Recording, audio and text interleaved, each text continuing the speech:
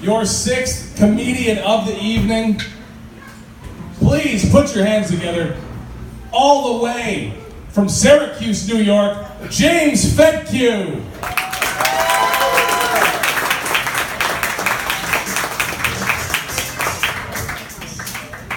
Hey, can you go over Phil if you guys would please for the sign. I like how you say all the way from Syracuse. Like it's not that far. One time I left Turning Stone and accidentally came this way and was like, oh, I'm in Utica. I go to Syracuse. Minor inconvenience. Let's talk about immigration, right? Utica, you guys were a sanctuary city way before it became cool to be a sanctuary city. Yeah. It's like population decline, we can fix that. Bring them here. But, I don't know. I don't understand why. Like, think about it. Right now in America, like with the national anthem mess, Kim Jong-un is like about to blow away half the country and shootings are at an all-time high. Does anyone even really want to come here right now? Like, I picture refugees sitting in France waiting to like get the okay, and they come back like, hey, we have some room for you in America. And they're like, really? What about Britain? Like, can you check again? I don't know. And then they get here. It's not like, you know, where they end up living in Syracuse, we put them on the north side. Here, you guys put them in like Cornhill. You know? Like, they don't get digs on the Parkway. They show up and they're like, oh, looks like home.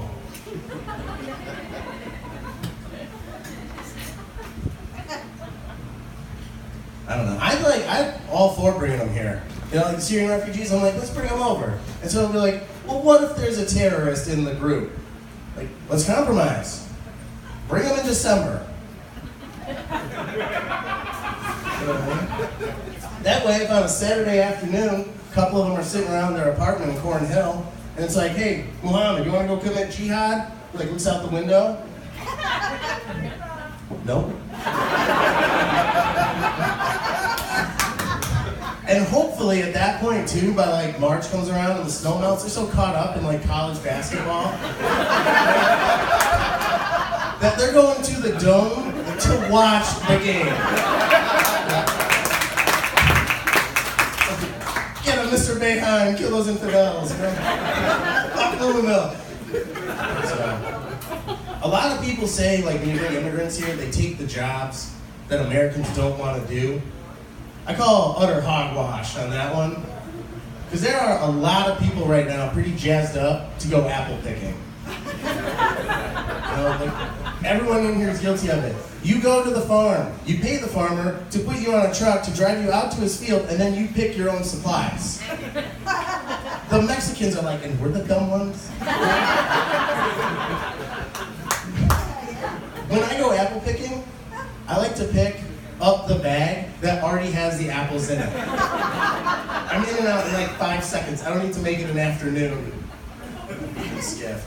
But, I don't know. Anyway, with apple season comes Halloween. That's coming, right? Everyone likes Halloween. Kinda. It's like, you know, Halloween's cool. I guess it's a thing. I don't understand some of the way people dress for this, though. Like in upstate New York, October 31st, it's pretty cold. Sometimes it snows. And you still get people dressed like scantily clad kittens. Or you get like some couple in here has to be guilty of like the Tarzan and Jane. You know, with like not a whole lot on. When I go out, I wear like jeans and a hoodie. And people are like, what are you? And I say, I'm comfortable. It's 40 degrees outside. Plus, if you get pulled over, like after the party, dressed like Tarzan, it's not gonna work out. If you're dressed like me, you can be like PTA meeting. It's like, on a Saturday, yeah, I care about my children's future, officer. So, I will be going now. It's always college kids too that dress like that. Like I was in a fraternity, those parties were nuts. And now, you guys probably all know, college is free. Isn't that crazy? I know. It's like, where the fuck was that when I was in college? But whatever. I think though, like, good, let it be free. But we should probably like rein in the number of majors that qualify for free tuition. You know, like if you want to be a surgeon or an accountant, okay, we're gonna need you. But if you want to go to school and study something like 18th century medieval literature,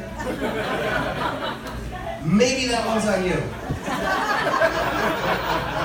And then you get to think about what you've done every single time you yell out, "Welcome to Moe's."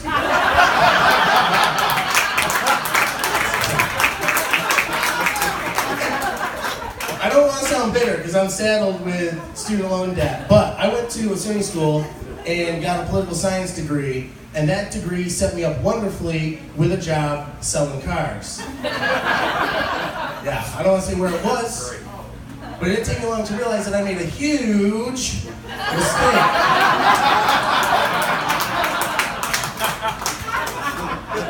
I miss college though, honestly. Like, I just had my 10-year high school reunion, and like, everyone's getting married and having kids, and I'm not. And someone's like, "Do you ever feel like you're behind because you're not married and don't have kids?"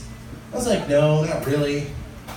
If I ever feel sad about not having kids, I just go and do whatever I want." I feel better. I do think I'd be a pretty good dad, though. Like, I wouldn't tell my kids to follow their dreams. That's ridiculous. You know what I mean? They're not gonna make it.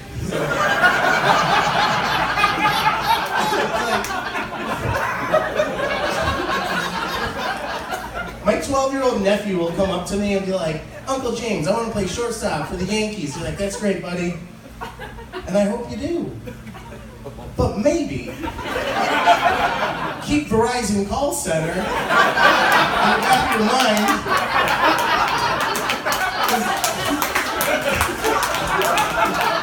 Some chicks find mortgages sexy. I don't know. I'm not gonna be a dad until I get my dating game up, though. I can't talk to chicks. Like, I can't go up to a girl at the bar and be like, "Hey, can I buy you a drink?" Because she's gonna know I'm attracted to her physically, and to me that's weird. Similarly, I can't go up to a girl and be like, "Hey, I noticed your intellect from across the room. Do you maybe want to get together sometime over coffee and scones and talk about what to do with healthcare in America?" I'm not gonna try and sleep with you ever, so you'll be safe with me. Lady, you guys are lucky though. If you want to have kids and be a mom, you don't need to date. You don't want to do all that bull crap. If you have a kid, all you have to do is swipe a credit card. Seriously, I saw this online, so it's true, probably, maybe. There was a lady, she wanted to have a kid, sans a gentleman, so she went to a clinic and ordered up a donor who was blonde-haired and blue-eyed. She was Caucasian, and when the baby was born, it was not that. I like how some of you laugh. You're like, "Haha, fuck her, she's so nice." Good. But yeah, she gave birth to a black baby. So she sued the clinic, and everybody crucified her online. They're like, "You're a monster. That's your child. You need to love that child." I tried to like, "Hey, everyone, hang on.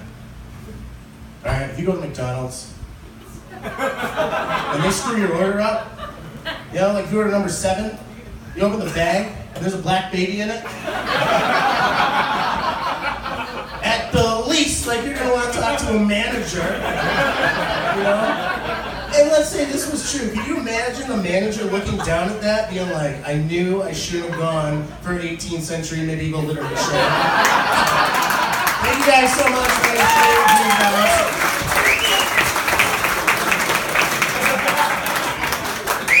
James Fedkiw, everybody. All the way from